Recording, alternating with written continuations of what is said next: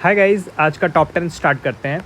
I hope आपको मेरा session पसंद आ रहा होगा। अभी मैंने चंद्रयान पे भी एक सेशन डाला था।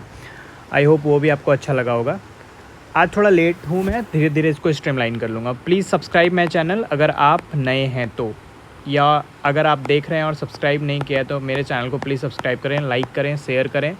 ये सेशन द हिंदू का एवरीडे होगा। जैसा कि मैं पहले ही बता चुका हूँ कि एवरीडे द हिंदू से जो भी न्यूज़ होगा टॉप 10 वो मैं पिक करूँगा और उसका ही सेशन लूँगा। तो स्टार्ट करते हैं। साथ में मैं आपको सिलेबस बताता चलता हूँ आज का टॉप 10 का। पहला टॉपिक है डिसएंगेजमेंट अलोंग एएसी। तो बॉर्डर इशू का है, तो सिक्योरिटी में आएगा। Border issue GS paper 3 security, external internal security, contempt of court ये वाला पार्ट है जीएस पेपर 2 जुडिशरी। अभी एक कंटेम्प्ट ऑफ कोर्ट है। हाई कोर्ट ने ऑर्डर दिया था, केरला हाई कोर्ट ने, किसी कंस्ट्रक्शन को रोकने के लिए, लेकिन मिनिस्टर्स वहाँ पे फिर भी कंस्ट्रक्शन कर रहे थे तो उसको कंटेम्प्ट ऑफ कोर्ट माना गया। टीवी हम लोगों ने पहले भी पढ़ा है कल या परसों के सेशन में। तो TV free India Rajasthan government ने बोला है कि बाय 2025 तक कर लेंगे। तो जीएस पेपर 2 पॉलिसी से रिलेटेड है, तो हेल्थ में आ जाएगा ये।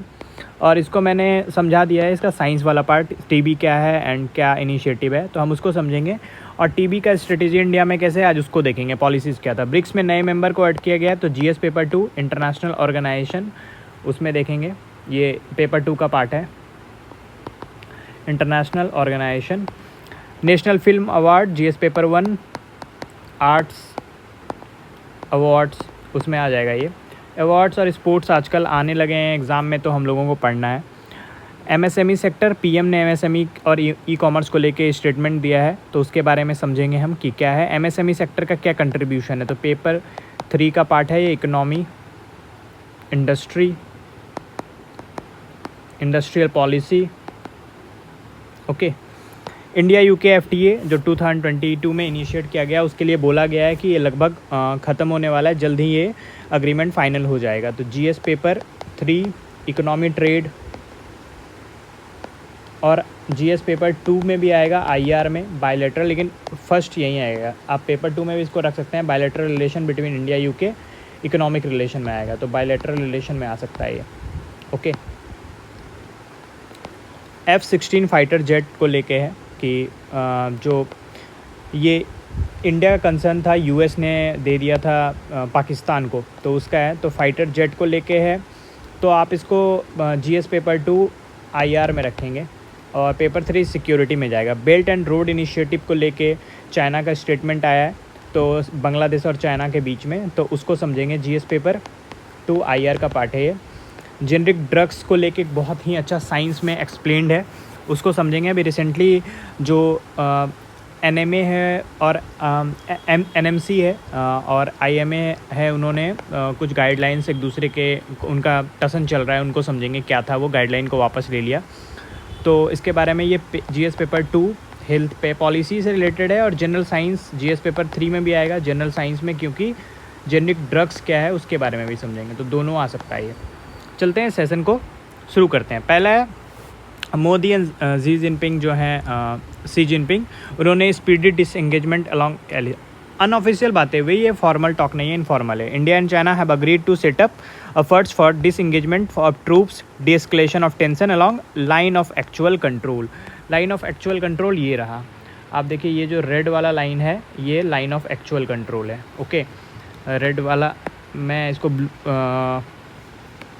ये पूरा ये लाइन ऑफ एक्चुअल कंट्रोल है, ये एलएसी है। हॉट स्प्रिंग है यहाँ पे, पैंगोंग सो लेक भी यहीं पे है, आप देखिए गलवान वैली है। ओके, तो अक्साई चीन का लगभग पार्ट है ये, जब उसके बाद का पूरा आप देख रहे हैं ये वाला पार्ट, जो लगभग 38,000 स्क्वायर किलोमीटर है, जो चाइना ने ऑक्यूपाई करके रखा हुआ है। तो इसी इंगेजमेंट को लेके, डिसएंगेजमेंट को लेके, तो 16th राउंड ऑफ जो टॉक है इंडिया चाइना का, वो कमांडर लेवल पे रिसेंटली लास्ट ईयर हुआ था। तो जो टेम्प्रेरी स्ट्रक्चर हैं, जो अलाइड इंफ्रास्ट्रक्चर क्रिएट किया जा रहा है दोनों साइड के द्वारा, उसको डिसमेंटल किया गया और म्यूचुअली वेरीफाई किया गया। इंडिया और चाइना ने कंप्लीट किया अपना डिसएंगेजमेंट 5 अदर एरिया में। PP-15 अगर आप देखेंगे तो वहाँ पे फिंगर हैं, पॉइंट हैं, पेट्रोलिंग पॉइंट, PP मतलब पेट्रोलिंग पॉइंट, तो वहाँ पे पेट्रोलिंग पॉइंट बना हुआ है, कौन कहाँ पे कर सकता है। तो पैंगोंग लेक के पास है, हॉट स्प्रिंग से पास है, ये वाला पार्ट, यहाँ पे पेट्रोलिंग पॉइंट बने हुए हैं। फ्रिक्शन इतना टेक्निकल नहीं जानना है हमें। The friction points that remain now are Demchok and Depsang. जो फ्रिक्शन पॉइंट है डेमचौक और डिस्पांग का है, ऐसा जो कि चाइना कॉन्स्टेंटली रिफ्यूज़ कर रहा है एक्सेप्ट और मेंटेन करने के लिए that they are not part of the current stand off. बोल रहा है स्टैंड ऑफ का पार्ट नहीं है, वो पहले से हमने एक्वायर करके रखा हुआ है, ऐसा कुछ। ओके, बॉर्डर डिस्प्यूट देखें तो एलएसी में 3 सेक्टर है, western sector, middle sector, eastern sector. तो वेस्टर्न सेक्टर जो है अगर देखें तो 2150 किलोमीटर लॉन्ग है, border with China. Territorial dispute है, एक्साई चीन वाला पार्ट है। Region of Jammu and Kashmir with both country claiming the मतलब दोनों बोल रहे हैं मेरा है। रिसेंट डिस्प्यूट क्या है, नॉर्थ बैंक जो है पैंगोंग सो लेक का, डेमचौक और गलवान वैली का, ओके, उसका है। मिडिल सेक्टर क्या है, इंडिया रफली share 625 border with China, few dispute regarding Tibet को लेके, वहाँ पे तिब्बत वाला प्रॉब्लम है। ईस्टर्न सेक्टर में इंडिया का शेयर है लगभग मोर देन 1000 किलोमीटर बाउंड्री है।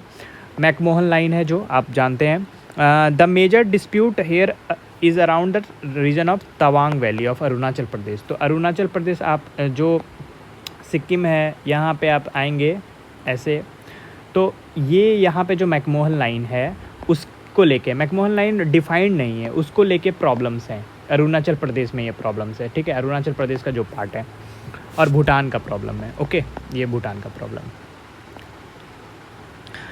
तो बॉर्डर एग्रीमेंट भी हुआ है दोनों कंट्री के बीच में। अगर बॉर्डर एग्रीमेंट को समझे हम तो 1996 में एग्रीमेंट हुआ।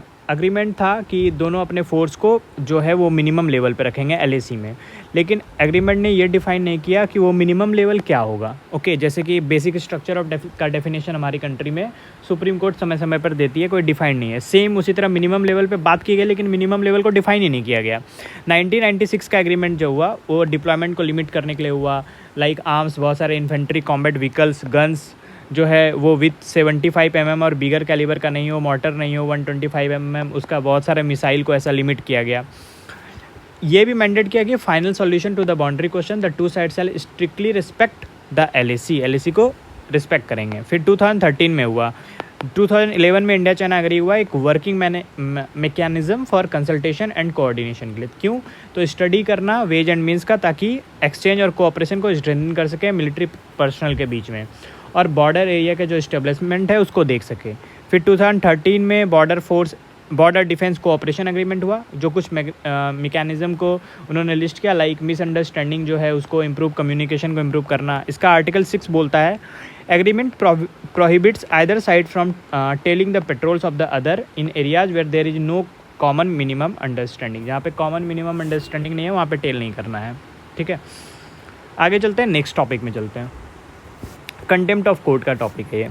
Contempt case against Kerala CPIM leader. क्या हुआ कि हाई कोर्ट ने बोला कि एक construction of the party area committee office at मतलब इन केरला में था। हाई कोर्ट ने ऐसा डायरेक्टिव दिया कि उस कंस्ट्रक्शन को स्टॉप कर लें, लेकिन उन्होंने स्टॉप नहीं किया और कंस्ट्रक्शन वो कंटिन्यू रखा, तो कंटेम्प्ट ऑफ कोर्ट लग गया, यानी वायलेशन ऑफ ऑर्डर हो गया। तो कंटेम्प्ट ऑफ कोर्ट समझते हैं वो क्या है। न्यूज़ को छोड़िए, न्यूज़ में कंटेम्प्ट ऑफ कोर्ट था, मैंने कवर कर दिया। कंटेम्प्ट ऑफ कोर्ट एक्ट है हमारे बारे में, क्योंकि डिफाइन नहीं है, has not defined in the constitution. Contempt of court constitution में डिफाइन नहीं है, लेकिन आर्टिकल 129 जो है कॉन्स्टिट्यूशन का, वो सुप्रीम कोर्ट को एक पावर देता है कि वो कंटेम्प्ट में किसी को पनिश कर सकते हैं। 215 जो है वो हाई कोर्ट्स को देता है, तो हाई कोर्ट इसलिए पनिश करेगा, यानी कि अगेंस्ट कंटेम्प्ट केस हुआ उसके अकॉर्डिंग। तो कंटेम्प्ट ऑफ कोर्ट 1971 जो है वो डिफाइन करता है civil and criminal contempt. Civil contempt क्या है? Wilful disobedience to any judgment of the court. तो ये है विलफुल डिसओबीडियंस। ये वाला केस आप देखिए, इसका एग्जांपल है, हाई कोर्ट ने बोला कंस्ट्रक्शन नहीं करना है, उन्होंने कंस्ट्रक्शन किया कंटिन्यू। क्रिमिनल कंटेम्प्ट क्या है? टेंड्स टू स्कैंडलाइज और lower the authority of court. CJI को अब्यूजिव होना, उनके खिलाफ, कोर्ट के खिलाफ अब्यूजिव होना। Tends to interfere with the due course of judicial proceeding में। Obstruct the administration of justice का एडमिनिस्ट्रेशन चल रहा है, उसको बंद कर देना, वो क्रिमिनल कंटेम्प्ट है। राजस्थान ने बोला कि हम टीवी फ्री कर देंगे। नेक्स्ट न्यूज़ हमारा ये है, राजस्थान ने बोला, ये सब द हिंदू का है, Rajasthan will be made TB free, tuberculosis free by 2025। ऐसा राजस्थान गवर्नमेंट ने बोली। हेल्थ सेक्टर में राजस्थान एक पहला कंट्री है जो राइट टू हेल्थ लेके भी आई अपने सिटीजन्स के लिए। राइट टू हेल्थ पहला स्टेट है, सॉरी कंट्री नहीं, राजस्थान पहला स्टेट है जो राइट टू हेल्थ दे रहा है। राजस्थान है 6% ऑफ द कंट्रीज ट्यूबरक्लोसिस, यानी इंडिया का 6% ट्यूबरक्लोसिस पेशेंट जो है वो राजस्थान में है, and they were being identified for treatment at the village panchayat level. तो वहाँ के सीएम बोल रहे हैं कि एकदम नीचे डिसेंट्रलाइज करेंगे, वहाँ से इसको ठीक करेंगे। इसको छोड़ते हैं, राजस्थान में क्या है, राजस्थान का परसेंटेज भी जान गए हम समझते हैं कि इंडिया क्या 1994 से लेकर 2005 तक डॉट्स की स्ट्रेटेजी थी, गवर्नमेंट कमिटमेंट था। अगर आप समझिए गवर्नमेंट कमिटमेंट था, case detection through passive case, यानी कि गवर्नमेंट का सारा एफर्ट था कि गवर्नमेंट केस डिटेक्शन करेगी, गवर्नमेंट जो है वो पैसिव केस फाइंडिंग करेगी, एंड स्टैंडर्ड जो chemotherapy all sputum smear positive TB cases, okay, एक सिस्टम ऑफ रेगुलर सप्लाई करेगी एंटी टीबी ड्रग्स का, इस्टेब्लिशमेंट करेगी मॉनिटरिंग सिस्टम को, ये था। तो ये 2005 तक था। उसके बाद 2006 में नई स्ट्रेटेजी आई। 2006 में जो नई स्ट्रेटेजी आई उसमें क्या था, अगर आपको डॉट्स का मैं फुल फॉर्म बता दूं, इसका फुल फॉर्म होता है directly observe treatment short course, okay, यानी डायरेक्टली ऑब्जर्व करना पेशेंट को शॉर्ट कोर्स, यानी कि उनको उस जो ट्यूबरक्लोसिस कंट्रोल स्ट्रेटेजी है उसमें वर्ल्ड हेल्थ ऑर्गेनाइजेशन के द्वारा जो डॉट्स स्ट्रेटेजी रिकमेंड किया गया था उसको फॉलो करना। नेक्स्ट है 2006 से 2015 स्टॉप टीबी स्ट्रेटेजी था। यहाँ पे ऑब्जर्व करना, यहाँ पे स्टॉप करना, हाई क्वालिटी डॉट्स एक्सपेंशन, जो भी मेडिसिन था, अदर चैलेंजेस, हेल्थ सिस्टम को स्ट्रेन करना, all care provider, empower people with TB and communities, enable and promote research. End TB strategy है 2035 तक चलेगा। Integrated patient centre TB care prevention, bold policy, supportive system, intensified research and innovation, यानी R&D पे अब ज़्यादा focus किया जाने लगा। कल इसका हो चुका है क्लास, आप देख लीजिएगा, सेशन में है, मतलब टीबी क्या है ऑलरेडी, फिर भी इसमें वो भी है मेजर टेकेंस। तो इंडिया क्या मेजर ले रही है, जो नेशनल ट्यूबरक्लोसिस एलिमिनेशन प्रोग्राम है, बाय 2025 टीबी बर्डन कम करना है। स्ट्रेटेजिक प्लान है टीबी एलिमिनेशन का, ये भी 2025 तक मिशन मोड में। निक्षय पोर्टल है, न्यूट्रिशनल सपोर्ट दिया जा रहा है टीबी को। पेशेंट प्रोवाइडर सपोर्ट एजेंसी है, प्राइवेट सेक्टर को इंगेज करके टिक करना। यूनिवर्सल ड्रग सस्पेक्टिबिलिटी टेस्टिंग है, जो कि एवरी डायग्नोस्ड टीबी पेशेंट जो है उसको टेस्ट करना, रूल आउट करना ड्रग असिस्टेंस को टाइम से पहले। टीबी मुक्त भारत अभियान ये है, सब कम्युनिटी स्टेक होल्डर को साथ लाना, टीबी मुक्त भारत बनाना। आयुष्मान भारत में health and wellness, decentralise comprehensive primary और हेल्थ केयर है। और बेटा क्विलिनीन और डेलामिनिड, ये जो न्यू ड्रग्स है ये भी अवेलेबल है मैनेजमेंट ऑफ टीबी के लिए, ओके। नेक्स्ट है ब्रिक्स समिट, अभी कंप्लीट हुआ है, इस पर एक एक्सप्लेन्ड आएगा, जैसा कि मैंने एक्सप्लेन्ड सीरीज स्टार्ट किया है, आप लोगों ने देखा होगा, आई होप। नहीं देखा है तो प्लीज़ देखिए, मेरे चैनल पे है। मैंने चंद्रयान का पूरा डाल दिया है, यानी चंद्रयान में जो भी चंद्रयान 1 से लेके ऑरिजिन से लेके आज चंद्रयान 3 तक सब है उसमें, किसने स्टार्ट किया, कब हुआ, क्या सिग्निफिकेंस है, क्यों चंद्रयान 2 क्रैश कर गया, सब कुछ है उसमें। और उसमें एक क्वेश्चन का आंसर ये भी है कि अभी बहुत सारे लोग ऐसा बोलते हैं कि जब इंडिया में इतनी गरीबी है, इंफ्रास्ट्रक्चर लॉस है, तो हमें इन सब चीज़ों पे क्यों खर्च करते हैं। तो इन सब चीज़ों को भी मैंने आंसर किया है उस वाले सेशन में, आप देखेंगे। ये एक्सप्लेन सीरीज चलेगा, ब्रिक्स समिट आज अपलोड हो जाएगा। ब्रिक्स से हम लोगों को क्या मिला, तो ब्रिक्स का ये न्यूज़ समझते हैं। ब्रिक्स का न्यूज़ है कि ब्रिक्स में नए मेंबर्स आ गए ग्रुपिंग में, अब ये नॉन वेस्टर्न ग्रुपिंग हो गया with the induction of 6 more new members, okay. तो 5 से अब 11 हो चुका है। वेस्ट एशियन रीजन से Egypt, Iran, Saudi Arabia, UAE है, इथोपिया है अफ्रीका से, और अर्जेंटीना है साउथ अमेरिका से। अर्जेंटीना ये रहा, ओके। एंड आप देखिए इसमें है कि founding member, new member, prospective member, okay. Founding member कौन कौन है, तो आप देखिए जो ब्लू में आपको दिख रहा है सब फाउंडिंग है, Brazil, Russia, China, India, okay, and South Africa. आप न्यू मेंबर कौन है, सऊदी अरेबिया है, अर्जेंटीना है, UAE है यहाँ पे। तो और प्रोस्पेक्टिव मेंबर में कॉन्गो, अल्जीरिया है, ये सब भी इनफॉर्मली इंडोनेशिया, कजाकिस्तान ज्वाइन करना चाहते हैं, ओके। इंडिया ने वैसे तो फेवर नहीं किया रैपिड एक्सपेंशन को, ऑफिशियल जो थे उन्होंने, लेकिन जो क्राइटेरिया मेंबरशिप का बनाया, जो कि मैंने कल बताया ब्रिक्स समिट में क्या क्राइटेरिया सजेस्ट किया गया है, लेकिन ऐसे क्राइटेरिया सजेस्ट किया कि वो स्ट्रेटेजिक पार्टनर बन सके इंडिया के। ईरान का इंडक्शन ब्रिक्स में है, तो US का सैंक्शन के अगेंस्ट एक मैसेज दिया गया। इंडिया ने UN रिफॉर्म को भी बोला कि ग्लोबल साउथ हम लोग सब मिल के काम करें, UN सिक्योरिटी काउंसिल में हम लोगों को परमानेंट मेंबरशिप दिया जाए। तो UN पे कोई आएगा तो मैं UN के परमानेंट मेंबरशिप को समझा दूंगा। नेशनल अवार्ड है RRR, काफ़ी पॉपुलर मूवी, नाटू सॉन्ग, देशभक्ति मूवी है, तो इतना पॉपुलर होना ही था। एंड RRR ने 6 नेशनल अवार्ड मिला उनको। एंड बाकी तो नेशनल अवार्ड में देखिए, बेस्ट फीचर फिल्म रॉकेटरी को मिला, बेस्ट डायरेक्टर निखिल महाजन गोदावरी के लिए, popular film RRR wholesome entertainment, Nargis Dutt award जो इसी का पार्ट है, कश्मीर फाइल्स को बेस्ट एक्टर अल्लू अर्जुन, पुष्पा आई थी अभी सैंडलवुड को लेके जो एक मूवी था, उसमें बेस्ट एक्ट्रेस आलिया भट्ट को गंगूबाई काठियावाड़ी, बस इतना ही याद रखना है। नेशनल फिल्म अवार्ड क्या है, तो 1954 में स्टार्ट हुआ नेम ऑफ स्टेट्स अवार्ड के। At the time only best films in different regional language they are nominated and awarded. Beginning in 1954 national award were known as state awards. Okay, फिर 1961 में ये दिया जाने लगा टेक्नीशियन को भी, एक्टर्स को भी। जो पहला था वो रात और दिन के लिए नरगिस को मिला था बेस्ट एक्ट्रेस अवार्ड। फिर Uttam Kumar receive best actress award for his work in Antony Firingee इन चिड़ियाखाना जो भी नाम है। Union ministry of information and broadcasting के अंदर आता है डायरेक्टोरेट ऑफ फिल्म फेस्टिवल, वो ओवरसी करता है इसको, organization of national film award को। They honour films for their outstanding aesthetic and technical qualities, social importance, तो ये नॉर्मल है। नरगिस दत्त अवार्ड भी जो है इसी का पार्ट है नेशनल फिल्म अवार्ड का। एनुअली प्रेजेंट किया जाता है directorate of film festival, ministry of information and broadcasting. It is one of the several award presented for feature films and awarded with Rajat Kamal, एक सिल्वर लोटस दिया जाता है। 1965 में हुआ था 13th नेशनल फिल्म अवार्ड में इसको इंक्लूड किया गया था। ऑल इंडियन लैंग्वेजेज में ये दिया जाता है, बस इतना फैक्ट सबको याद रखना है और कुछ नहीं है। Modi 6 level playing field for MSME। MSME के लिए मोदी जी ने बोला, हमारे प्राइम मिनिस्टर ने, कि ensure equitable competition between large and small vendors. Okay, क्योंकि उनको उतना मिल नहीं पाता। उन्होंने बोला कि 60% और से लगभग 70% एम्प्लॉयमेंट में उनका कंट्रीब्यूशन है, और ग्लोबल ग्रॉस GDP में देखें तो 50% है। एक जयपुर इनिशिएटिव भी लिया गया ताकि सीमलेस फ्लो ऑफ इन्फॉर्मेशन हो सके MSME का, ताकि वो जो चैलेंज है इनएडिक्वेट एक्सेस ऑफ मार्केट का, जो उनको मार्केट एक्सेस नहीं मिल पा रहा है, जो फंडिंग नहीं मिल पा रही है, जो इन्फॉर्मेशन नहीं है, ई-कॉमर्स में उनको जोड़ा जाए, उनको टेक्नोलॉजी के साथ इंक्लूड किया जाए, उसके बारे में है। MSME क्या है, तो MSME रेगुलेटेड होता है MSME एक्ट 2006 के अंदर। मिनिस्ट्री ऑफ MSME इसको मैनेज करती है। MSME पहले जो था वो प्लांट और मशीनरी के अकॉर्डिंग था, 2020 में इसको रिवाइज कर दिया गया। वो क्राइटेरिया आप देखिए, 2020 में इसको रिवाइज़ किया गया है। तो अर्लियर क्या था कि इन्वेस्टमेंट लेस देन ऐसा होना चाहिए था, अब नया है, अर्लियर को छोड़िए। Classification micro, small, medium. Micro का क्या है, मैन्युफैक्चरिंग, इन्वेस्टमेंट 1 करोड़ से तक होना चाहिए, उससे कम, और टर्नओवर 5 करोड़ या उससे कम। इन्वेस्टमेंट 10 करोड़ या उससे कम, टर्नओवर स्मॉल अगर कहलाना है उनको तो ये माइक्रो है। और टर्नओवर 50 करोड़ से कम, यानी 1, 10, फिर यहाँ मीडियम में 20 है, 20 या 20 से इन्वेस्टमेंट, और 100 करोड़। पहले ये कम था जिसको बढ़ा दिया गया, MSME के अंदर लाया गया।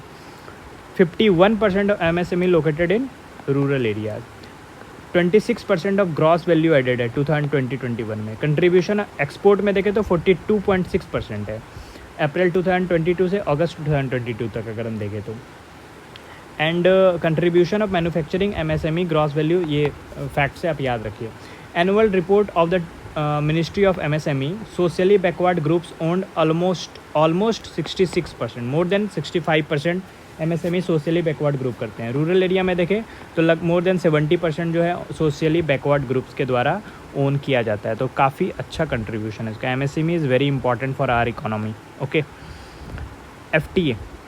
FTA इंडिया और UK का FTA ट्रेड पे चल रहा है अभी, तो वो लगभग फाइनल होने वाला है।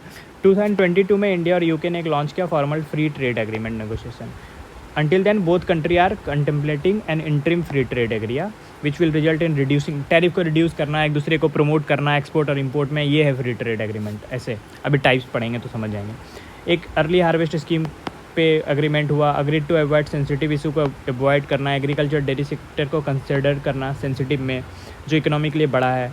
एक टारगेट लेकर चलना कि trade between India and UK जो है वो बाय 2030 डबल कर देना, ये सब है। तो जब आएगा तो इसको और डिटेल में पढ़ेंगे।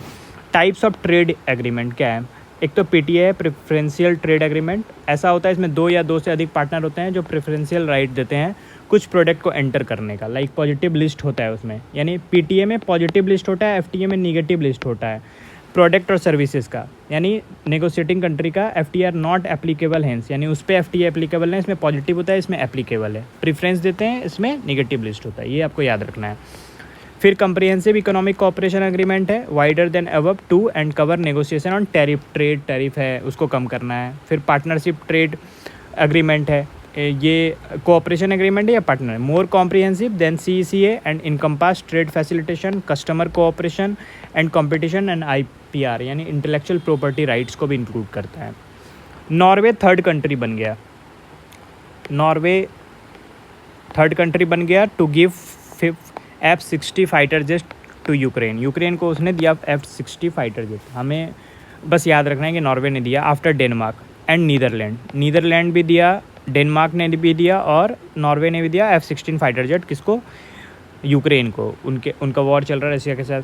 F-16 एयरक्राफ्ट क्या है? एक single engine multi role fighter aircraft है जो कि जनरल डायनेमिक्स फॉर यानी US ने बनाया है। इसको ये याद रखना है। ऑल वेदर है, मल्टी रोल है, एयरक्राफ्ट प्रोडक्शन ये सब ठीक है। No longer being purchase by US air force, ये एयरफोर्स नहीं खरीदना है। Frameless bubble canopy, good visibility, side mounted control stick, recline 30 degree from vertical to reduce the effect, relax static stability. M16 हमें याद रखना है US ने बनाया है। इंडिया ने एक बार कंसर्न दिखाया। इंडिया का कंसर्न क्या था? इंडिया के डिफेंस मिनिस्टर ने कंसर्न दिखाया जब अमेरिका यानी US ने पाकिस्तान को लगभग $450 मिलियन का पैकेज दिया, जिससे called F-16 case for sustainment and related equipment. F-16 को सस्टेन करना उसके रिलेटेड इक्विपमेंट के लिए। तो इंडिया का कंसर्न था कि हमारे नेबरहुड को ऐसा दिया जा रहा है। इंडिया पार्टनर है, अच्छा US के साथ अच्छा रिलेशन है। इतना ही जानना है और कुछ भी नहीं है। चाइना से इट विल बैक ढाका यानी बांग्लादेश अगेंस्ट एक्सटर्नल इंटरफेरेंस, यानी चाइना बोल रहा है कि एक्सटर्नल इंटरफेरेंस से हम बांग्लादेश को सेव करेंगे। ओके, चाइना के जो प्रेसिडेंट थे उन्होंने बोला China would support Bangladesh in opposing external interference and would depend economic cooperation including belt and road initiative. ये चल रहा था। चाइना का जो सपोर्ट है बांग्लादेश को कब आया? बैकड्रॉप ऑफ ढाका का रिसेंट डिफरेंसेस है, प्रॉब्लम था। बांग्लादेश और US का टाई इधर रिसेंटली मई में प्रॉब्लम में आ गया जब US ने क्या किया, वीज़ा मतलब इंडिविजुअल्स के जो वीज़ा को होल्ड कर दिया। तो डेमोक्रेटिक इलेक्शन प्रोसेस जो कि अंडरमाइन कर रहा था जो डेमोक्रेटिक इलेक्शन प्रोसेस है बांग्लादेश में। फिर एक फॉरेन पॉलिसी जो शेख हसीना है बांग्लादेश की प्राइम मिनिस्टर, उन्होंने एक पॉलिसी फॉरवर्ड किया, उसका नाम रखा फॉरेन पॉलिसी का friendship with all and malice for none, यानी दोस्ती भी रहे और दूसरे को हम नीचा भी ना दिखाएं। ओके, वैसे तो Bangladesh has express support for belt and road initiative, यानी BRI के लिए तो सपोर्ट दिया है, लेकिन ahead of it expected joining China led regional comprehensive economic partnership, जो है चाइना लेड करती है उसको मोस्टली। तो Dhaka agent seen significant financial support from Beijing, लेकिन ड्यूरिंग आप देखिए जिस समय रोहिंग्या का इशू चल रहा था उस समय इनको चाहिए था फंडिंग, तो US ने हेल्प किया था। तो डिप्लोमेसी तो पेंडुलम की तरह है, कभी इधर कभी उधर, जो जिसमें सपोर्ट दे। इकोनॉमिक कोऑपरेशन बहुत इंपॉर्टेंट है, वॉर कोऑपरेशन बहुत इंपॉर्टेंट है। इसीलिए बोलते हैं कि जो छोटी कंट्री है, जो वीक कंट्री है, दे आर स्पेक्टेटर्स। बड़ी कंट्रीज लाइक सार्क वो बुलाएंगे, उस तरफ जाएंगे, वो खा भी जाएंगे इकोनॉमिकली और फाइनेंशियली। वॉर में वेपन्स का आप देखिए कि एशियन कंट्री में वॉर हमेशा चलता रहता है, वेस्ट एशिया में चलता रहता है। उसका रीज़न है कि जो बड़ी कंट्री है वो वेपन्स बेचती है उनको, वो अपना इस तरह से डिप्लोमेसी, उनको भी प्रॉफिट चाहिए। तो ये बड़ी कंट्री और छोटी कंट्री पेंडुलम रहती है, इधर उधर घूमती रहती है, लेकिन फिर भी डिप्लोमेसी जो अच्छे से जो पावरफुल कंट्री है वो उसको अच्छे से मैनेज करती है। इंडिया जो कि अभी ग्लोबल प्लेटफॉर्म पे काफ़ी आगे जा रहा है इस मामले में। BLI क्या है उसको समझते हैं। BLI एक एम्बिशियस प्रोजेक्ट है चाइना का।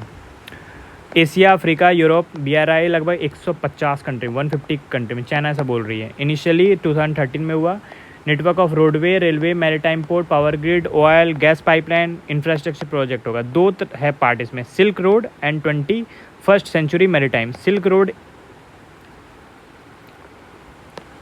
इसको अच्छे से करते हैं। एक तो सिल्क रोड एंड दूसरा है 21st maritime silk road. Land based होगा silk road, connect China with central Asia, eastern Europe. और मैरीटाइम जो होगा वो सी वेस्ट होगा और चाइना का साउदर्न कोस्ट जो है Mediterranean, Africa, south east Asia और सेंट्रल एशिया से कनेक्ट करेगा। इंडिया का कंसर्न क्या है?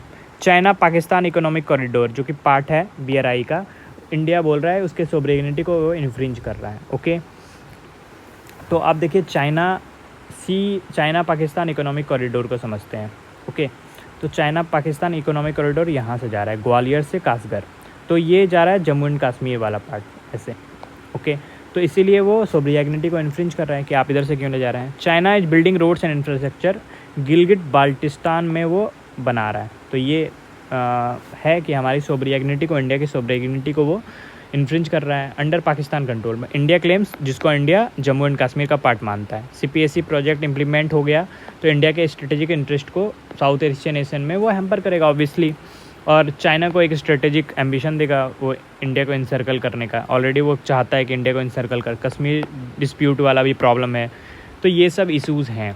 ओके, तो आप देखिए यहाँ पे मैप है, आप समझिए इसको कि कौन सा रोड कैसे जा रहा है। सिल्क रोड, ये जो देख रहे हैं ये पूरा आप समझिए कि ये रोड बेस्ड है, यानी ये मेडिटेरियन सी से लेके और इधर मोजाम्बिक होता हुआ ये यहाँ जाएगा। ओके, इसको मैं क्लियर कर देता हूँ ताकि आपको मैप जब ये PDF मिले तो मैप में दिक्कत नहीं हो। Ministry suspend order mandating doctors prescribe generic drugs पे एक बहुत अच्छा आर्टिकल आया हुआ है। हुआ क्या, अभी recently NMC national medical council है, उसने एक गाइडलाइन दिया कि जो भी RMP है, RMP का मतलब होता है अगर रजिस्टर्ड मेडिकल प्रैक्टिशनर, ओके, उनको जब वो पेशेंट को ड्रग्स प्रिस्क्राइब करें तो जेनरिक मेडिसिन करें ताकि उनका जो बर्डन है, आउट ऑफ पॉकेट एक्सपेंडिचर है, वो कम हो सके, क्योंकि जेनरिक मेडिसिन कम में आता है। Prescribe drugs rationally, avoid unnecessary medication and irrational जो टेबलेट्स हैं उनको वो बैन करें। लेकिन IMA इसके अगेंस्ट था। तो क्या हुआ कि उन्होंने यही बताया कि बहुत खर्च हो रहा है पेशेंट का, इसलिए NMC ने ऐसा गाइडलाइन ऐसा निकाला। लेकिन IMA बोल रहा है कि उन्होंने ऑब्जेक्शन दिया कि अगर ये प्रोविज़न आता है, ये नोटिफिकेशन है, ऐसा फियर है जो एलिज्ड poor quality of generic medicine है वो अवेलेबल हो जाएगा पुअर लोग को और उनके हेल्थ पे इम्पैक्ट करेगा। ओके, और केमिस्ट को भी दे देंगे कि जेनरिक मेडिसिन आप बेचिए, तो जो MRP है उसका कोई फिक्स नहीं है जेनरिक मेडिसिन का, तो वो उस पर बहुत इम्पैक्ट होगा। कोई 2 रुपये में बेच रहा होगा, कोई 200 रुपये में बेच रहा होगा। तो ये सब प्रॉब्लम की वजह से ऐसा बोला गया। G20 हेल्थ समिट हुआ। The health ministry maintain that for India health care is not just a sector but a mission. तो उन्होंने बताया countries currently supplying around 60% of world vaccine needs and 22% of generic exports. लगभग $50 billion का drug manufacturing industry exports medicine कर रहा है लगभग 200 Nations में, रिपोर्ट्स ऐसा बोलती है। हम देखते हैं जेनरिक मेडिसिन क्या है। फार्मास्यूटिकल ड्रग है जो सेम केमिकल सब्सटेंस बनाता है, मतलब कंटेन करता है, पेटेंट के द्वारा प्रोटेक्ट है। जेनरिक ड्रग्स अलाउ है, सेल कर सकते हैं after patent on the original drugs expire. Because active chemical substance is the same, the medical profile of generic is believed to be equivalent in performance। यानी active pharmaceutical ingredient की तरह ही होता है, जिससे मतलब ऐसा समझिए कि जब हम चाय बना रहे होते हैं तो चाय का इंग्रेडिएंट्स क्या है, दूध, पानी यानी milk, water, tea leaves and sugar, gas, जो भी हम यूज़ कर रहे हैं इंग्रेडिएंट्स के अलावा और जो भी है। तो इंग्रेडिएंट्स में जो भी चाय बनाने में आ रहा है वो गैस तो नहीं आएगा, सॉरी, तो वो जब चाय बनेगा। तो उसी तरह जब कोई मेडिसिन बन रहा है तो उसका जो इंग्रेडिएंट्स होता है उसको एक्टिव फार्मास्यूटिकल इंग्रेडिएंट बोलते हैं, वो जेनरिक ड्रग उसी की तरह होता है। ओके, एक्टिव फार्मा, ये तो बता दिया इंग्रेडिएंट है। आगे चलते हैं। API also called bulk drugs are mixed with binding agents or solvent to prepare the finished pharmaceutical product, that is paracetamol tablet आप देख रहे हैं, capsule, syrup consumed by the patient। India largest producer है generic drugs का। अगर हम देखें तो India is largest producer of generic drugs globally. Okay, India account 13% of global pharma market. Indian pharmaceutical industry बात करें, rank 3rd in pharmaceutical production by volume. Pharma sector currently contribute to around 1.72% of countries GDP। Steps भी लिया गया। प्रधानमंत्री भारतीय जन औषधि परियोजना है, ministry of chemical and fertiliser के अंदर है, health में नहीं है, याद रखना है आपको। Provide quality generic medicine at affordable price. Prices of medicine sold through outlets 50 to 90% less, जो ब्रांडेड मेडिसिन है उससे। Pharmaceutical and medical devices bureau of India procures medicine only from world health organisation. Good manufacturing practices, certified supplier. तो ये चल रहा है जन औषधि संगम है, इसमें मोबाइल एप्लीकेशन है जो इन्फॉर्मेशन देता है कहाँ पे ये केंद्र है, कहाँ से वो ख़रीदा जाएगा जेनरिक मेडिसिन वर्सेस। फिर free drug initiate national health mission लेके आया है। Provide essential generic drug free of cost in public health, यानी इसमें फ्री मिल रहा है नेशनल हेल्थ मिशन के तहत। न्यू गाइडलाइन 2022 में आया रेगुलेशन, तो prescribe that every physician should prescribe drugs with generic names eligibly and preferably in capital letters. Okay, तो ये कुछ इनिशिएटिव है। आई होप ये सेशन अच्छा लगा होगा। इसका PDF मैं अभी टेलीग्राम चैनल पे डाल दूँगा। टेलीग्राम चैनल आपको मेरे कमेंट बॉक्स में मिल जाएगा। Thank you. कल ये सेशन फिर से सुबह आ जाएगा। मेरे चैनल को प्लीज़ सब्सक्राइब कर लीजिए। चैनल में सब्सक्राइबर्स कम है, बहुत स्लो गेन कर रहा हूँ मैं सब्सक्राइबर, लेकिन आई होप कि आपको मेरा सेशन पसंद आ रहा होगा और ये कंटिन्यू रहेगा। अभी अब मैं लेट हो जा रहा हूँ, कोशिश करूँगा स्ट्रीमलाइन करने की मॉर्निंग में इसको। Thank you.